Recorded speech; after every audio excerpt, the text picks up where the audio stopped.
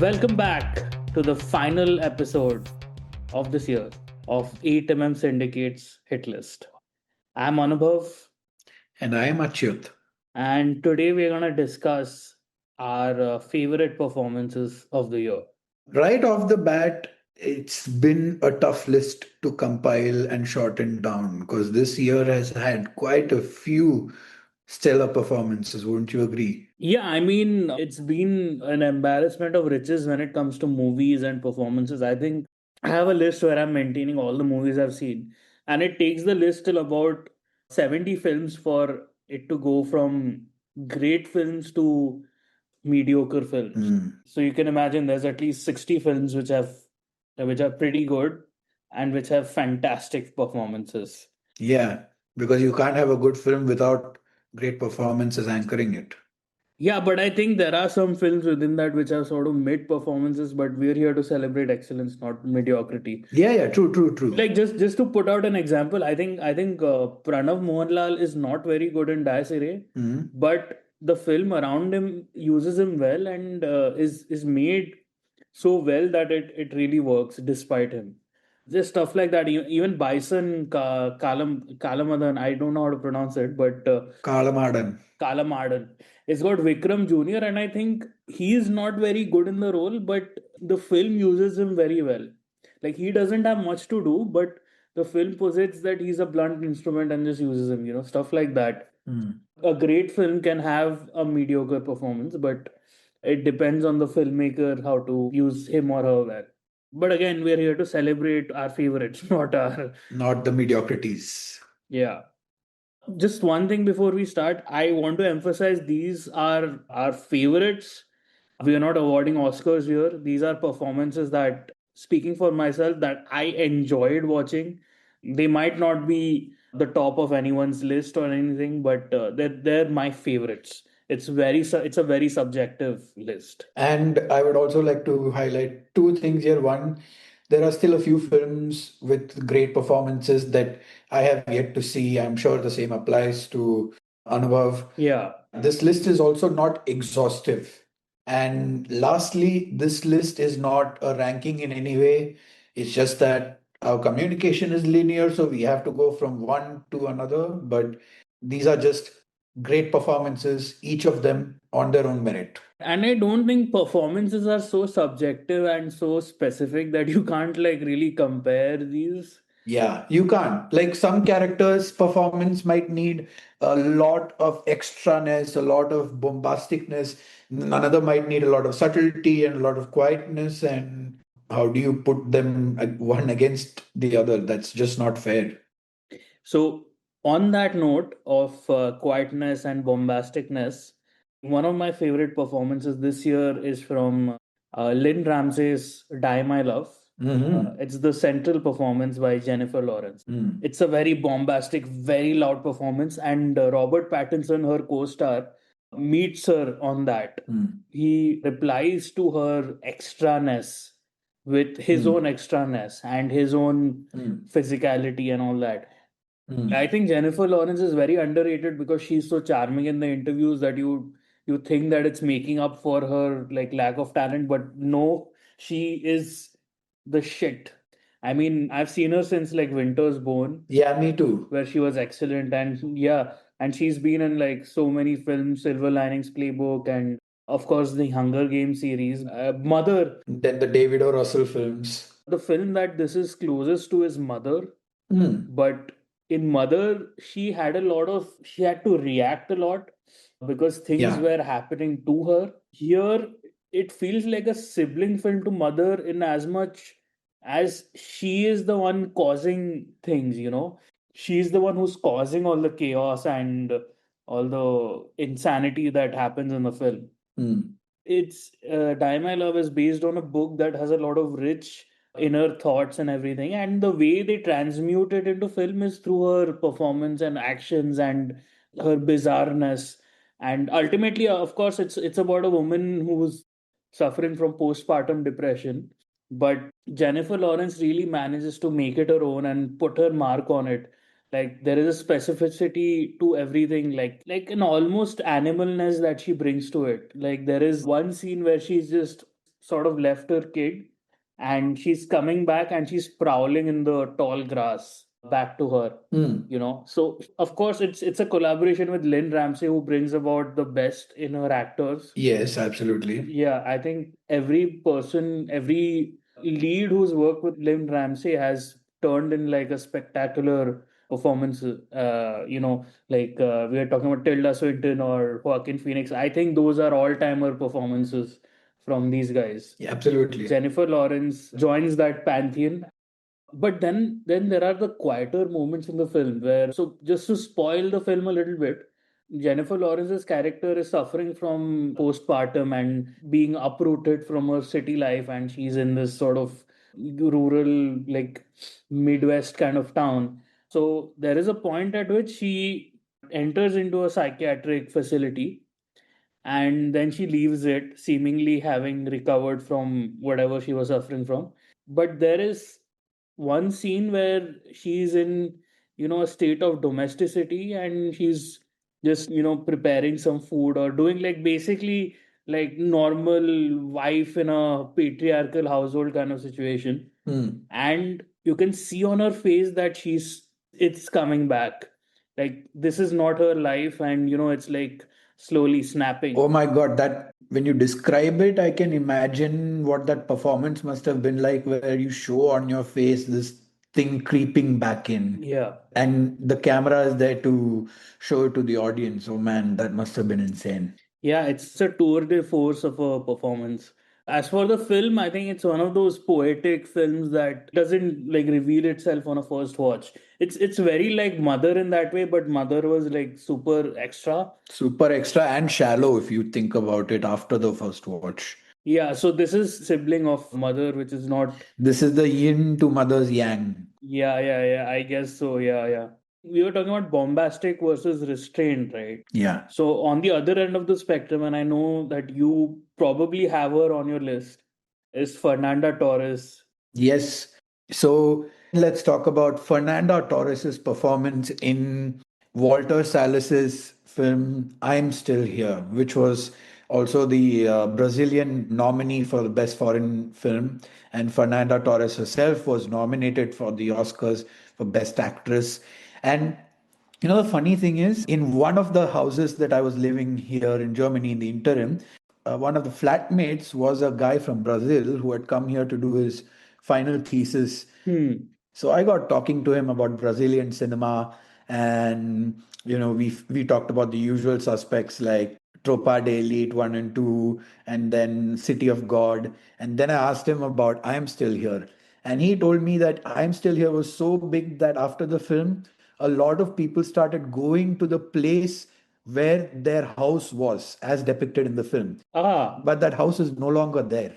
that's crazy. I mean, Yeah. it's a very understated drama film. And for a film like that to do so well in Brazil is what blew my mind, okay? The fact that it was so popular and people were rooting for it. I think it's also because the story has a lot to do with the collective trauma that people in Brazil suffered through. Yeah. So maybe that's why it spoke to them. And it's directed by a billionaire, which is also a funny thing. Yeah, Walter Salas is a billionaire, and yet he's been making a lot of good films He's a liberal billionaire. and a talented guy at that. Yeah, yeah. So, a brief about the film. This is set during a very tumultuous time in Brazil where liberal dissent and protests of any kind was heavily stomped down upon. And so people were practically operating under the radar, trying to be as supportive of the progressive movement as possible without getting caught, leading a double life. And the central family to the story is the family of Fernanda Torres. Her husband works in the government, but he has been also a liberal who's against the ways of the fascist government anyway. And eventually the government figures it out. They come home, arrest him, take him for questioning, and since then he becomes a disappeared person. And so the whole film then follows Fernanda Torres and her children, as they wait for answers, as they wait for the truth about what's happened to her husband, their father.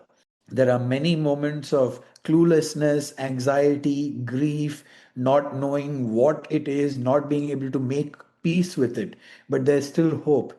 Then, a little spoilers here, because it's a historical film.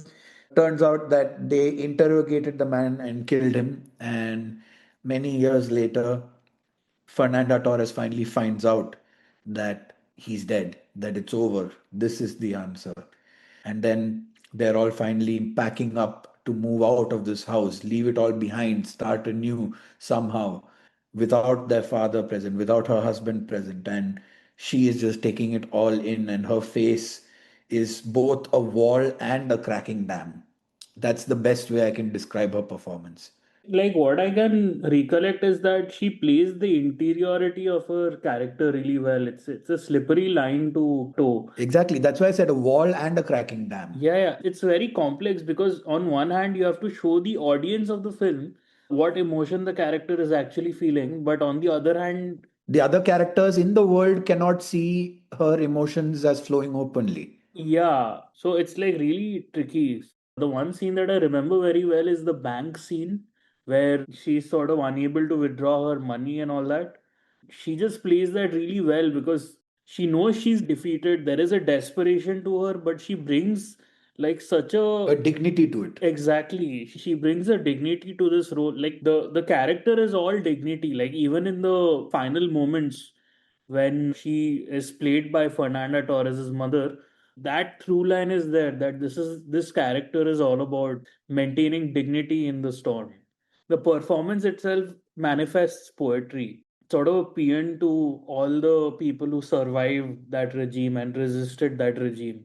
So I think she does a fantastic job. And it's also one of those films where, like, if you think about it, the script cannot really say much beyond, okay, this incident happened and this happened. Yeah, But the entire film, the emotions are all anchored solely by the performance. So here, in fact, the performance does a lot of heavy lifting in making the film a great film. yeah. Since we are on the topic of restrained performances, there's one performance that I have to talk about, and that is Shahana Goswami's role in Sandhya Suri's film Santosh. A brief about the film: Shahana Goswami's character is widow whose husband was a cop who was killed during a riot or something, and she gets his job as a compassionate hire. The government has something like that.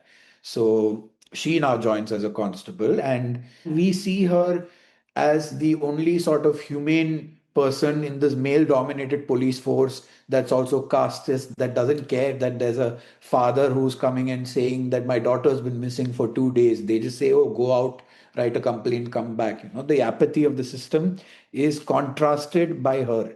Soon, she faces a case where this missing girl turns up dead, raped and murdered, and she's a Dalit girl. And so she takes it upon herself to really investigate this seriously. She has this sort of piercing gaze. Like, if I were to describe her gaze, it would be almost exactly like that of Smita Patil's, if you've seen her Huh. in films. That strong, piercing, cold lined gaze. Just one question. Does she feel miscast? No. Because like Shahana Goswami, I feel like She's like, you would describe her as someone who holds an iPhone Pro. yeah, yeah, pretty much. Yeah, yeah, yeah. The character I described does not. No, she really, really fits the character.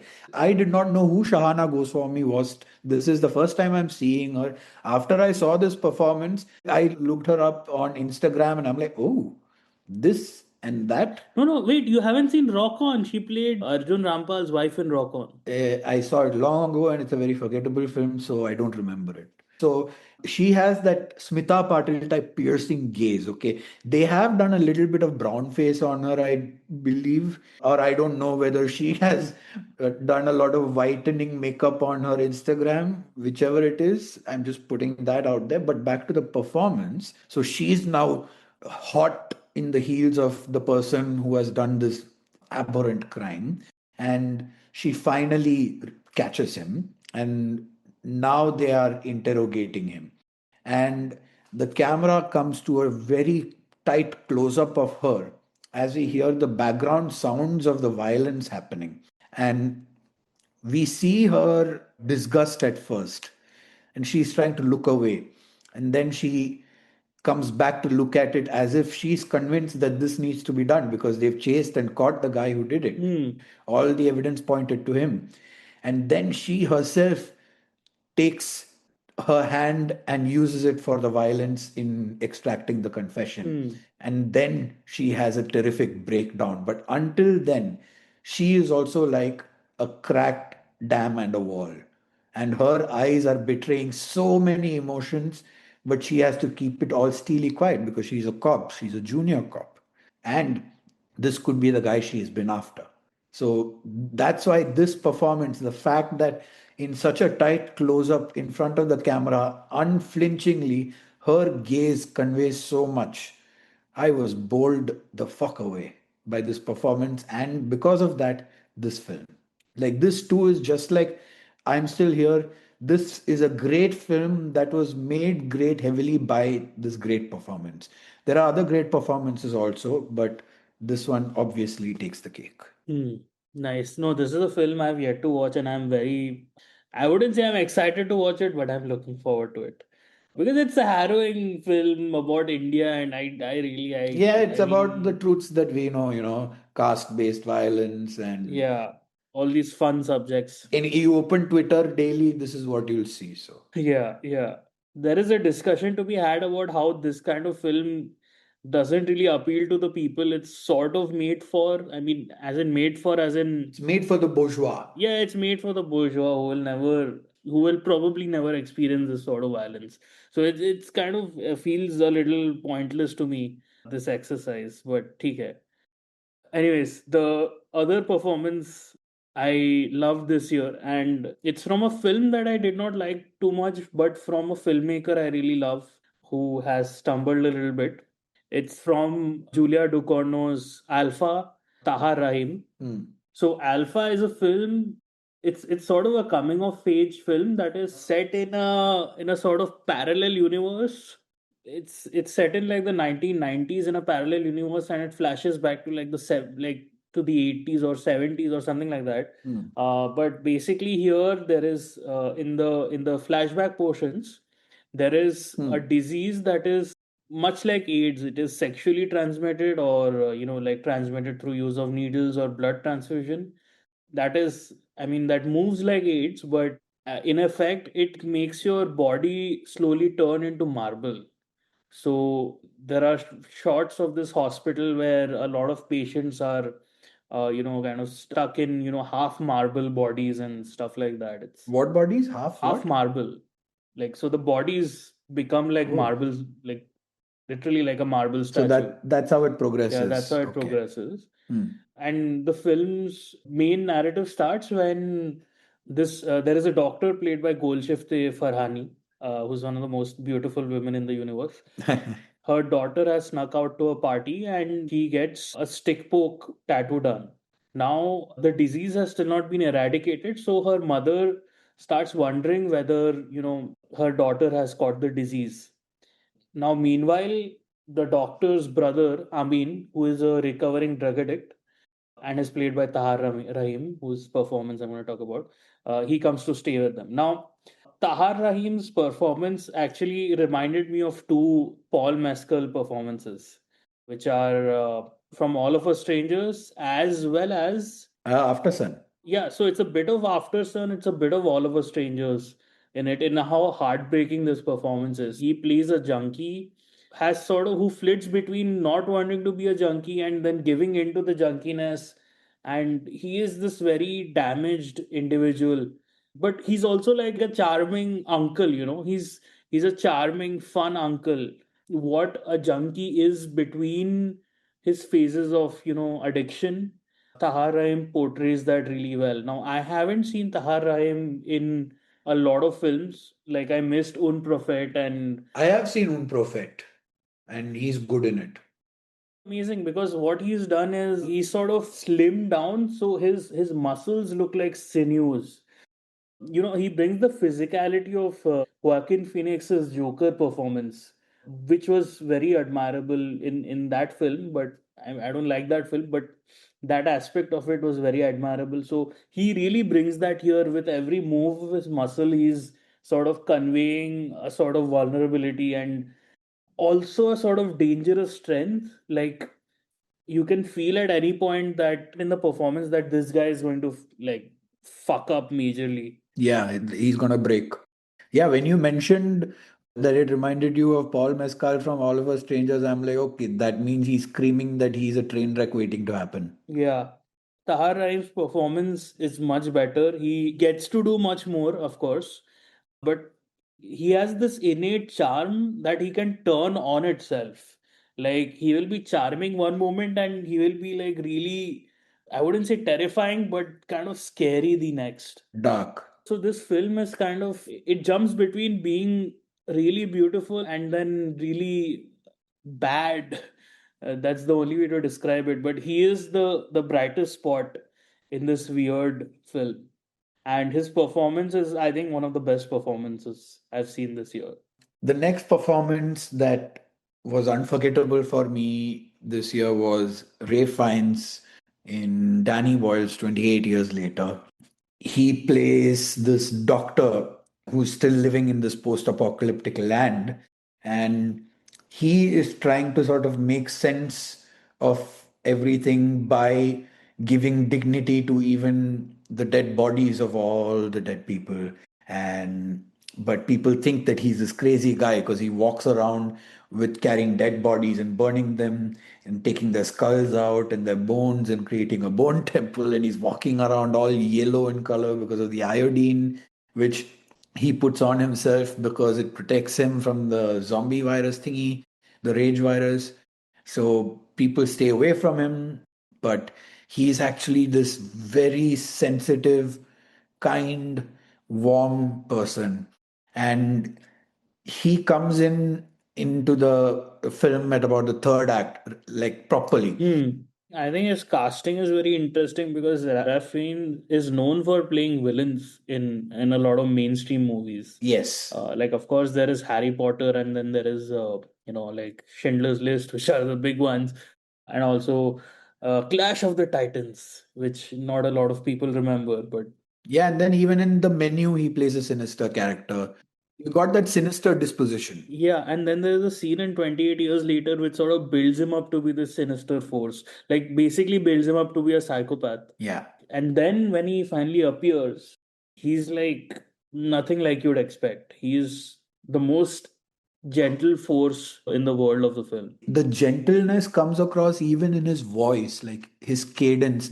When he speaks to the protagonist, who's a child, or his mother, who's confused with her brain tumor and everything, he is just so kind and gentle in his words, not just in how they sound, but in his choice of words and his actions. His actions show the ultimate kindness that he gives to the world.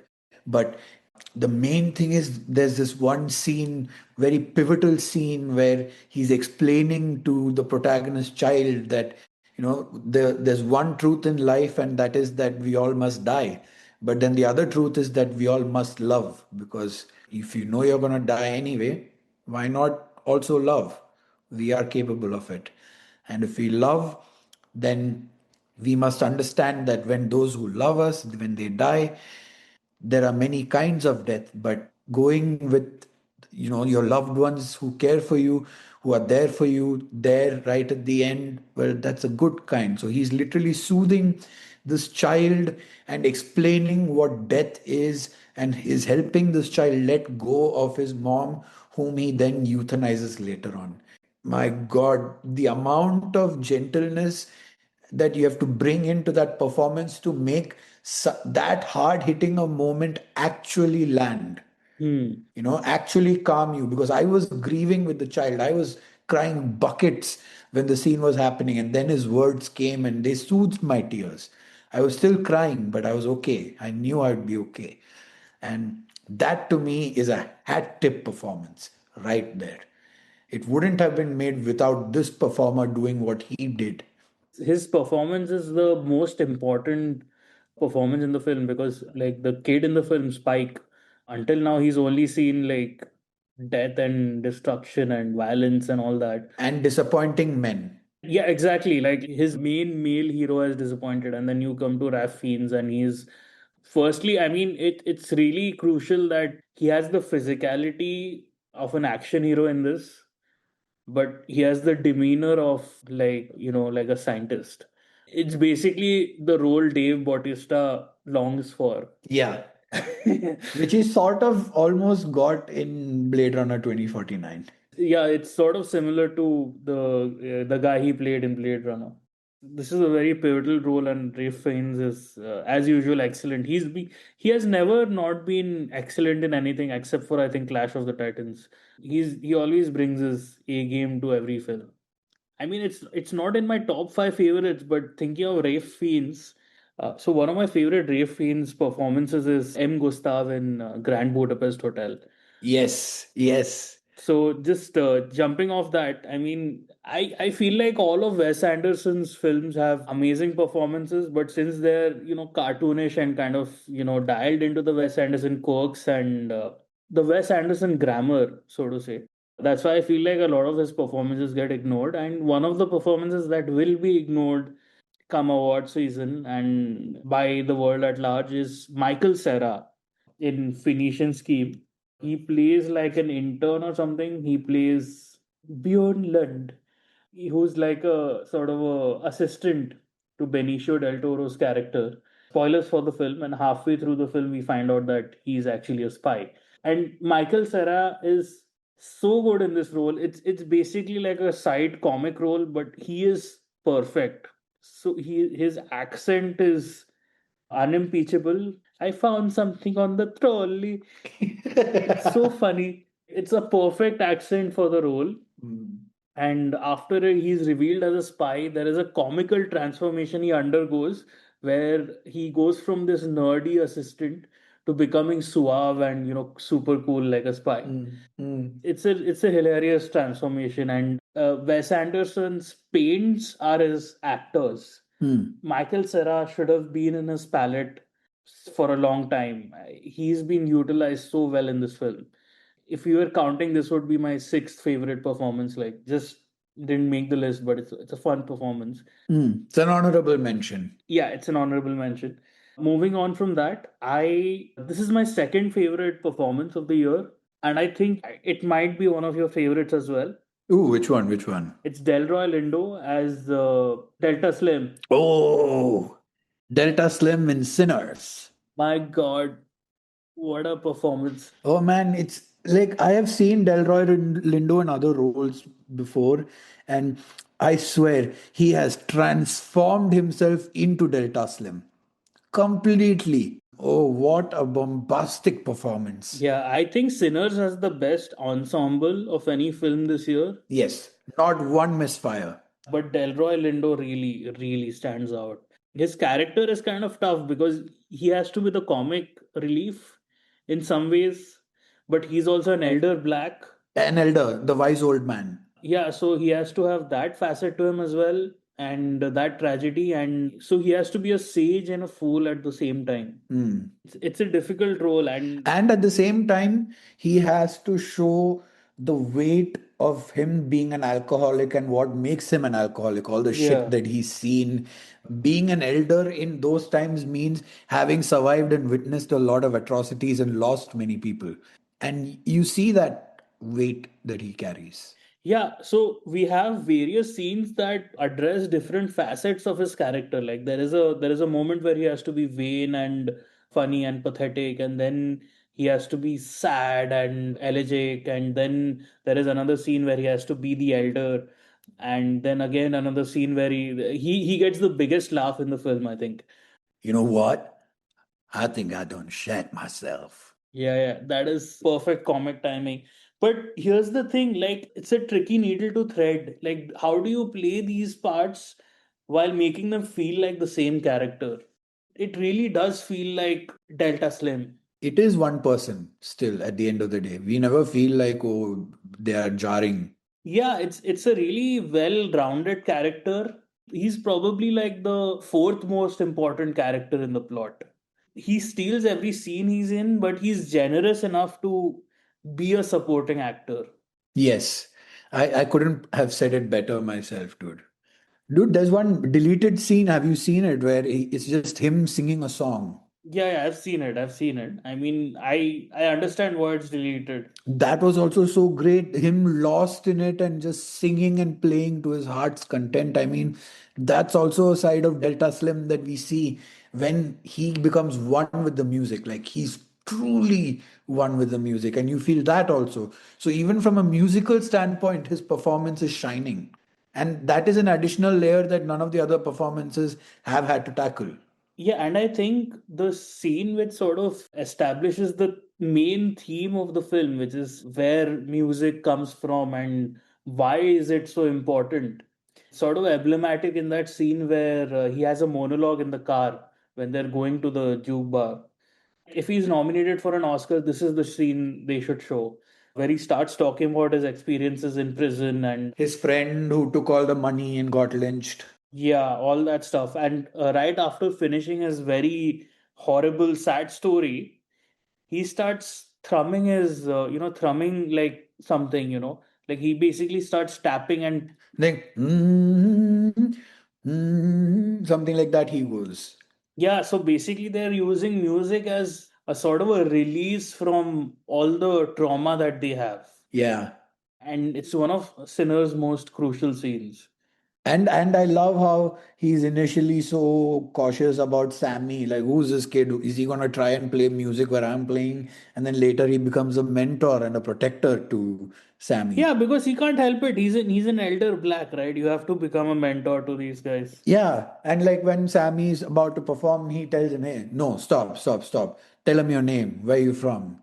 I can just go on talking about this character and the performance. So So in The Hero with a Thousand Faces, which is like this Christopher Vogler's thesis on stories and how all stories are kind of the same, there is an element where the hero of the story meets the wizard. In 28 years later, the wizard is Kelson. And in this film, it is Delroy Lindo's character, Delta Slim. It's a terrific performance in a film full of terrific performances. yeah. In fact, like I had a tough time figuring out whether I would pick Delroy Lindo or Michael B. Jordan also because what he does is two distinct characters. Or Wunmi Mokasu or Miles Caton or Jack O'Connell. Any Yeah, all of them. There are so many good performances in this film. Everyone is firing on all cylinders in that film. Kind of crazy how good this film is, but I mean, Yeah, we yeah. could just turn our podcast into a sinners podcast and not be famished for content. Yes, yes. So yeah, that was Delroy Lindo in Sinners, a great film that we can't stop talking or thinking about. Now, my favorite performance this year is from a film by a director. I don't know. He's a great director, but he's not very fussy about his films. He's not hoity-toity or pretentious. Hmm. It's Ethan Hawke from Blue Moon. Oh, Richard Linklater. Yes. Okay. Now I know why you say he's not hoity-toity and all. Yeah, yeah, yes. This is a movie that I have yet to see. I'll probably watch it tonight. But tell me why this performance is so great. Yeah, so basically, this is kind of it's based on the life of Lawrence Hart, who used to be a sort of he used to be a duo with Richard Rogers, and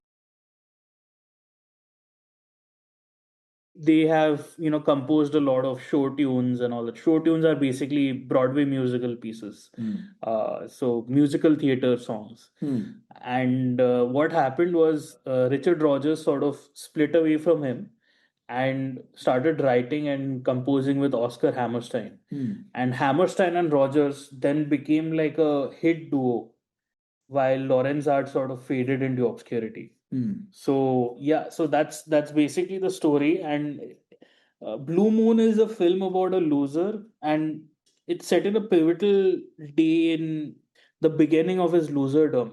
You know, if there is anyone whom I can imagine playing a loser perfectly, it's Ethan Hawke because he's played quite a few of them very well. Yeah, but this one it sort of takes on like some other abilities of Ethan Hawke. Ethan Hawke is a great raconteur, and so is Lawrence Hart. And you know how Jesse in the before films can't stop talking. Yes. He brings this aspect, and Lawrence Hart is this very literate, erudite fellow. So he's talking in like very flowy, beautiful sentences, but he can't stop talking. And the reason he can't stop talking, so he's at a restaurant called Sardi's, and he's at the bar.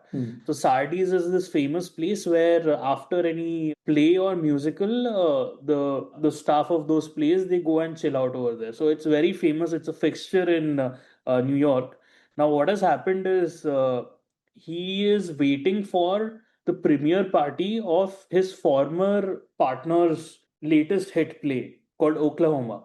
So Oklahoma has just premiered, and he's expecting the premiere party. We see him sort of walk away from Oklahoma after being like this play kind of sucks. He's at the bar, he's talking with the bartender, and the bartender is like, we're not he's an alcoholic. So he's trying to recover. So there are fun bits where, I mean, not fun, but there's an interesting bit where he asks the bartender to pour a glass just so he can see it. So obviously, as the evening goes along, he can't help but drink because it doesn't go well for him. As a raconteur, he kind of holds fort, and he sort of brings other people into the conversation. He wants an audience, is the notion you get. And the reason he wants an audience is because he's short, he's bald, he's not a superstar looking guy, he's kind of ugly, he's got all these deficiencies, and he knows it.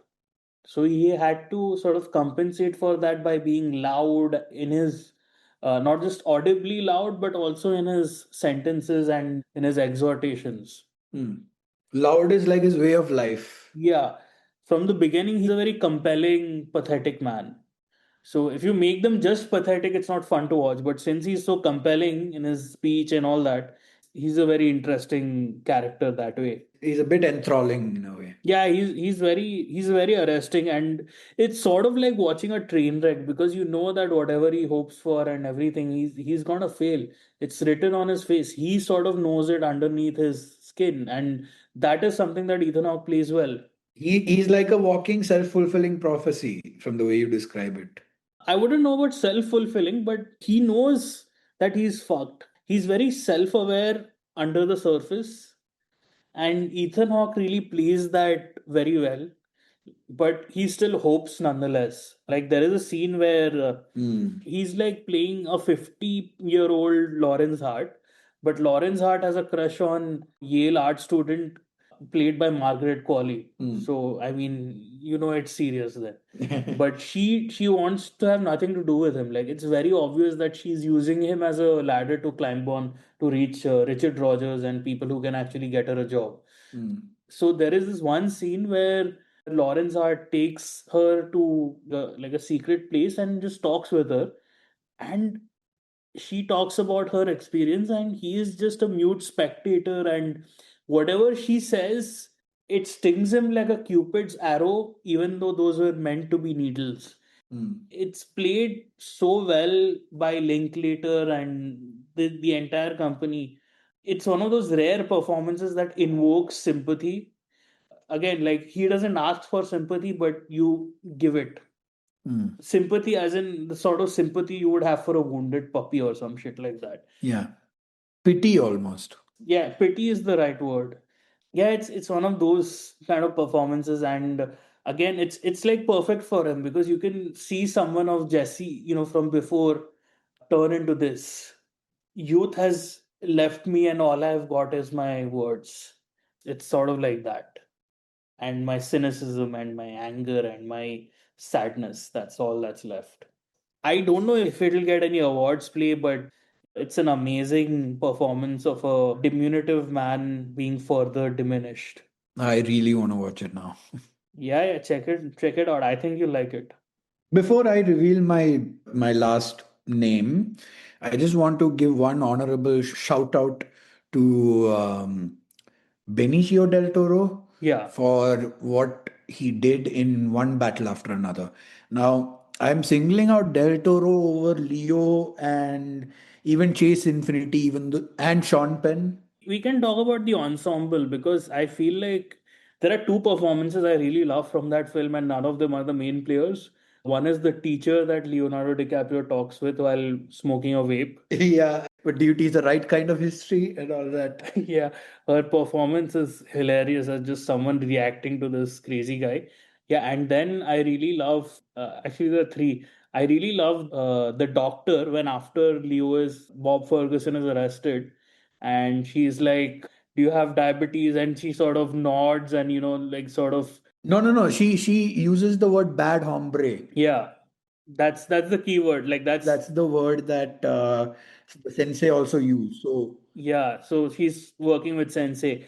And I really like the lady who sort of comes into the hospital room and helps him escape. I mean, there are such well cast performances and there are these one scene bit parts, and the rest of the film is just it's full of great performances. We can talk about the ensemble of it. I feel like Sinners, it's got a great ensemble. yeah, but we can talk about the ensemble of it. We can talk about how amazing and disgusting Sean Penn is. So Oh my God, he's he just nails it. Like you feel like spitting and puking on him. He's that vile a character.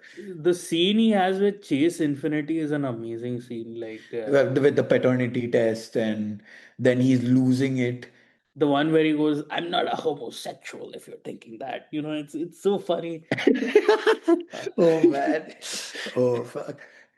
And even Leo as this pathetic, washed out, burnt out addict of a guy who was a shadow of his past self.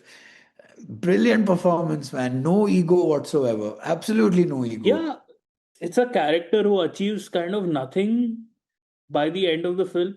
No, he does achieve. Like he achieves a different worldview. Yeah, yeah, he achieves a different worldview and he achieves a connection with his daughter. But I mean, Yes. plot wise, he doesn't like. No, his life doesn't change. So his performance was also great. Like you said, the whole every performer in this choir was hitting it out of the park. But for me, it's Benicio del Toro because he has such little screen time, so few lines of dialogue, but with each and every bit of it, he becomes iconic. Hmm. And it's his comic timing is also perfect.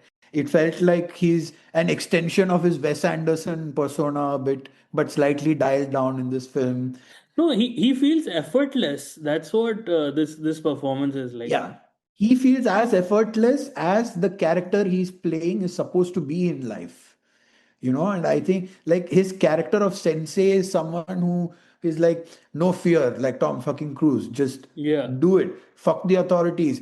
Hide all the illegal immigrants and fuck the authorities. We'll keep moving them around. We have our system. Nothing will stop us. That calm with when all chaos is happening, he's just opening a beer and giving one to Leo.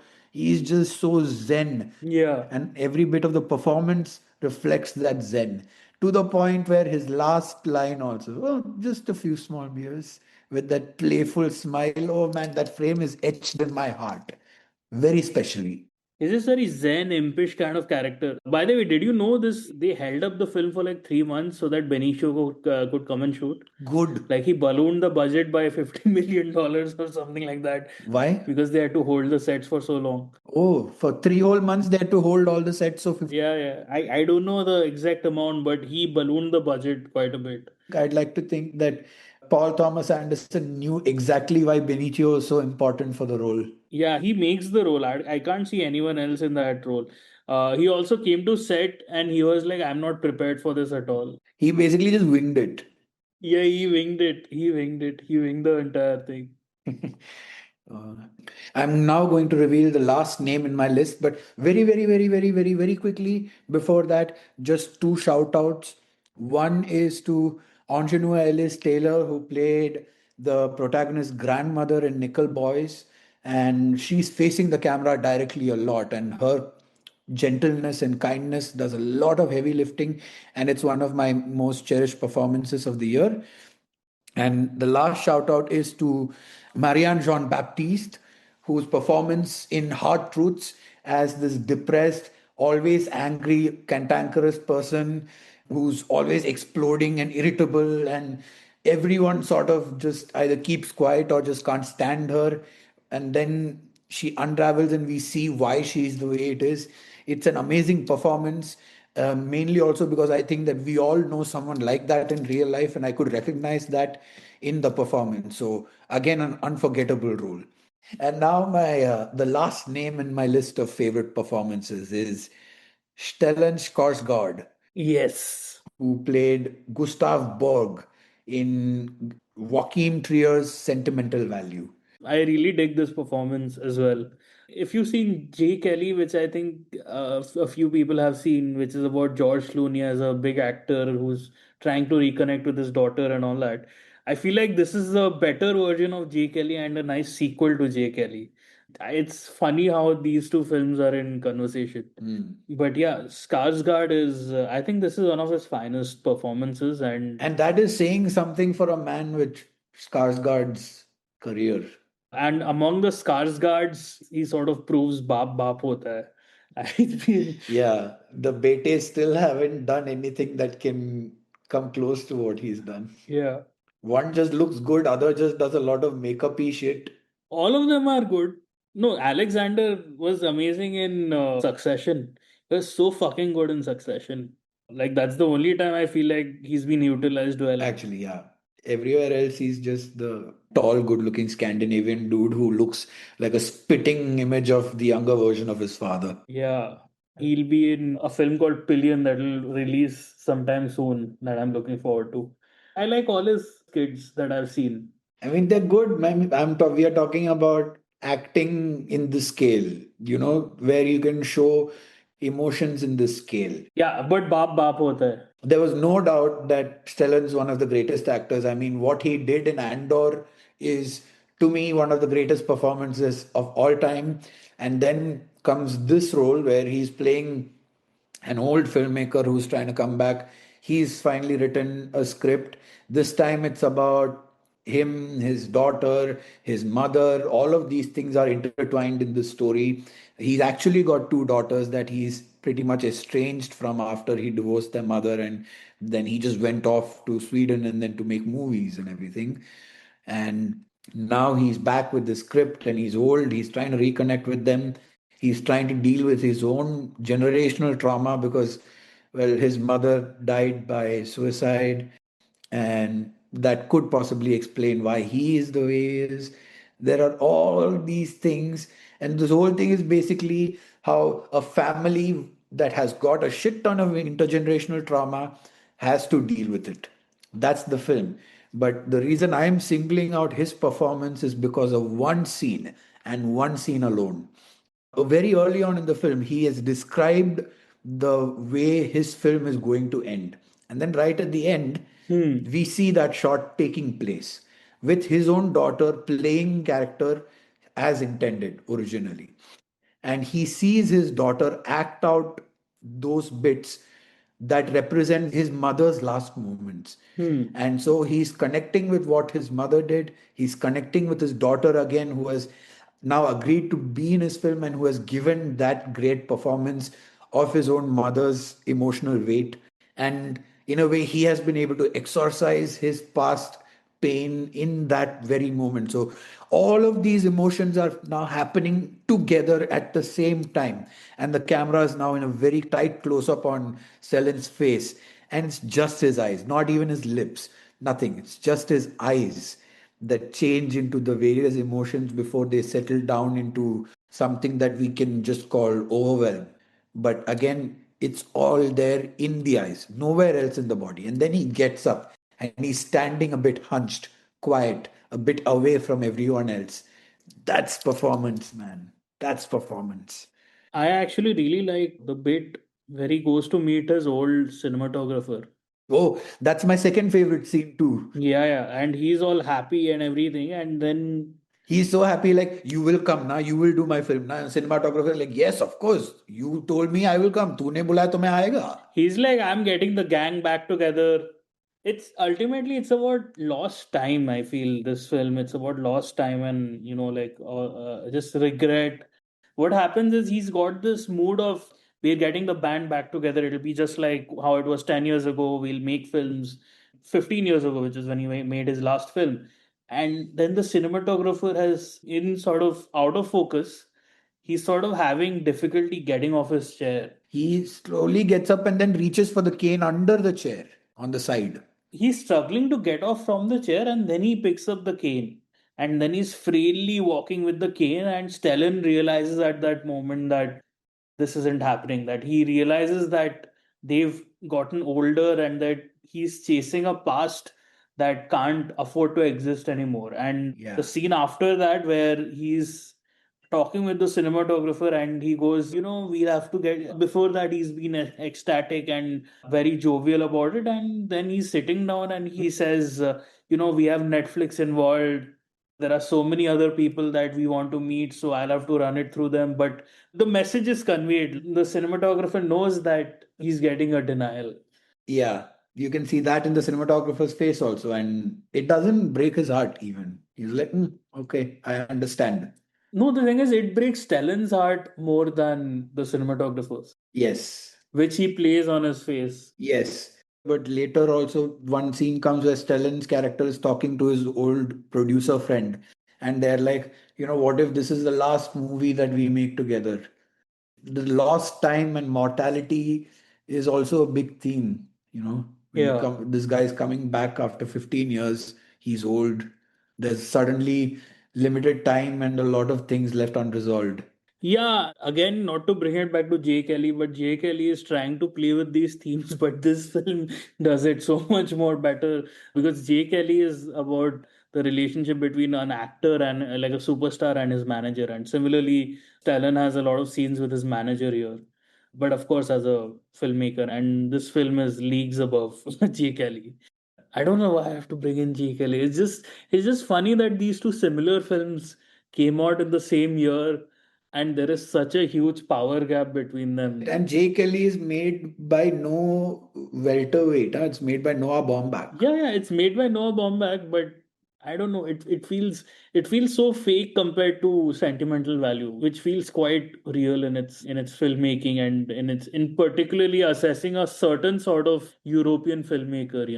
He's sort of Haneke-esque is the vibe I got. Like Gustav, Yeah, Gustav Bog. he feels like one of those peers of Haneke and all that. Haneke and Von Trier and those sort of Scandinavian filmmakers. Yeah, except he's portrayed to be a lot nicer than them. Yeah, he's much nicer than either Either of of those them. ice cream bastards. Yeah. No, that is the thing they address in the film, right? When Agnes is like, he was a great father on set, but off set, he was kind of non existent. So he's like a nurturing presence on set, and we see that in his interactions with Elle Fanning as well. Yes. Yeah, where of course it's not working out, but he wants to make it a comfortable process for her and he wants to goad her and sort of encourage her and gently sort of guide her to, Yes. and also manipulate her a little bit with Like when he tells her that the same IKEA stool is what his mom used to. the way it plays out. Because even you're in Elle Fanning's place, right? He's like, Yes, yes. my mom committed suicide right here. In fact, the tool you're sitting on is the very tool she pushed. And he tells this to Agnes, and Agnes is like, "But that's from IKEA." So it's a funny moment. And it's a nice warm moment between the father and the daughter. Yeah. The problem is that he hasn't given them time. That's the main problem. Exactly what Agnes is also saying, that he was there only for his films, the moment, Yeah, and so she also did the film to spend time with him in a way. yeah, yeah. And then he was gone. And same way, he was never at all there with, I'm forgetting Renata Reinsberg's character's name. Nora. Nora, yeah. He was not at all there for her. And that is even more damning considering the fact that she has struggled a lot with a lot of mental health issues herself. That her father does not know about. That was never told to him, anyways. No, that's what it wasn't told to him because he has been absent from the start. If he were present, he would have been told, right? Yeah, but it's like a character study of these people, like Nora and Stellan Skarsgård character. Yes. The film has two protagonists, Nora and Stellan, and Agnes is a very strong supporting character. Yeah, yeah. Yeah, again, a very good film. I know you loved this way more than I did. I kind of dozed off halfway through. No fault of the film. But I really liked whatever I remember seeing of it. Like it made a strong impression on me. I am a huge Joaquin Trier fan. Okay, I've seen the all of his Oslo trilogy. Thelma is the one I love the most because it's like an X-Men film. Yeah, Thelma is his most unusual film. Like it's unlike any of the films he's done. He did that one film and then he went back to his usual style, which is a very cinema verite type, minimalistic. Let the actors and the dialogues and the setting do the talking. It was written by Eskil Vogt. He wrote Sentimental Value as well. So Eskil Vogt is, I think, like he's a constant collaborator. Constant collaborator with Trier. Yeah, and I think Eskil Vogt is the guy who does weird shit.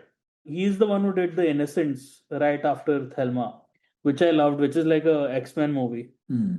But anyway, so that was your favorite performance of the year? No. Like I said, I'm not putting any one performance above the other. This was just Uh-huh. the final one in my list of favorite performances.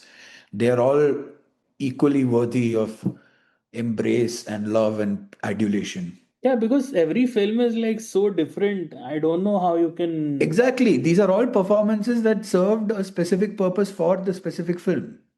All we have to care about is how effective the performance itself was in the film and the world and the story. Yeah. By that barometer is what I have mentioned the names that I have mentioned. Yeah, sure. Stellan's performance and sentimental value will probably, off the top of my head, years later also be remembered as a fine performance from this year, without a doubt. Yeah, yeah. I think that'll be true of Stellan's performance. I think that'll be true of the two ensembles that we discussed. Yes, Sinners and One Battle After Another. Fernanda Torres's performance is gonna be discussed for ages. But I think the rest of our stuff was kind of niche, which I like. So speaking of just like a rapid fire, since the year is ending, what are your top 10 films right now? We won't do a large discussion, but let's just like rapid fire. What's top 10 on your list to close out the year? I'll just rattle off mine. At about 10 is 28 years later. At 9, it's I'm Still Here. Number 8 is Flow, which is the animated film. At number 7, It Was Just an Accident, the Jafar Panahi film. At number 6, it's Nausea 2, the Chinese film that made $2 billion. At number 5, The Brutalist. Mm. At number 4, Guadagnino's Queer. At number 3, One Battle After Another. Mm. At number 2, Sinners. And at number 1, what else could it be but Nickel Boys? So I'm just gonna say all the films one by one, but I'm gonna name one film as the numero uno because I'm confident about that. Okay, so here's my top 10 of the year now that 2025 is over. And just a short note, 2025 was a very shit year. It was a very shit year for me personally, but in terms of movies, yeah, one hell of a year. And please let 2026 be more of this. Yeah. And so here we go. First one, 28 years later. Second, Sinners. Third, I'm Still Here. Fourth, Flow. Fifth, The Brutalist. Sixth, It Was Just an Accident. Seventh, One Battle After Another. Eighth, Sentimental Value. Ninth, Small Things Like These, which was the Killian Murphy film about weird churches that, took all the prostitutes and mentally disabled women and everything and made them do slave labor and shit and then buried them in unmarked graves. So it's a pretty harrowing film and very well made minimalist film that I loved. So small things like these. And last but totally not the least, but quite the opposite, it's Nickel fucking Boys. What else could it be? Yeah, what the fuck else could it be? It was almost like, a bit like 2001 Space Odyssey going through the Space Gate type experience when we watched Nickel Boys. Like, we couldn't believe what the medium of cinema was doing to us. Yeah. Yeah, it's the most revolutionary film I've seen in ages. since it's the final thing of the year, I also want to know like what is the film you're most excited for in 2026? As of now, it's Odyssey. For me, I am kind of excited for Odyssey, Dune 3, and the new Eggers that's coming, even though I didn't like Nosferatu that much. And there's a new Boots Riley film coming, and 28 years later, part 2 is also coming. So there's this tons of shit to look forward to. Oh yeah, that's coming right now, in fact, in a couple of weeks. Yeah, in 2 weeks, bro. We're gonna see this shit in 2 weeks. I can't wait. Yeah, I can't wait. But Odyssey is why I said instantly, because unlike you, I saw the prologue in IMAX and Nolan is firing on all cylinders. Yeah, Odyssey could be something really special. I had my doubts about it, but the moment I saw the Cyclops, I was like, okay, let him cook. Let this fucker cook. Yeah, I know. The Cyclops looked amazing. Just one flash they show. Yeah. But Nolan doing fantasy is has been on my bucket list for a while because he's such a grounded filmmaker. And I mean, them going into the Cyclops cave and all, it will have some horror feels to it, you know. And Yeah, who's his editor now? Jennifer Lim. He's the editor of Hereditary and all that. Here's hoping that Odyssey is insane. There is a moment where, in the story, where Odysseus and his gang go down to the underworld, and it's there in the trailer.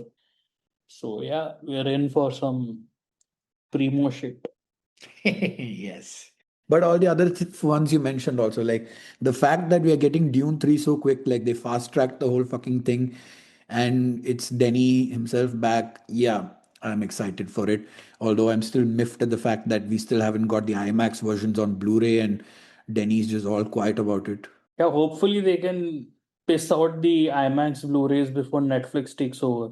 So let's see. Yeah, once Netflix does, then it's goodbye physical media. Yeah, pretty much. We'll only have Universal Blu-rays. So yeah, those were our favorite performances of 2025. And if 2026 holds its promise, then we're gonna have even more great performances to discuss then. So yeah, that's about it from us for this year. Thank you for listening. Thanks to all our friends and family who have been listening to this. And if we've gotten new fans, then we're glad to have you.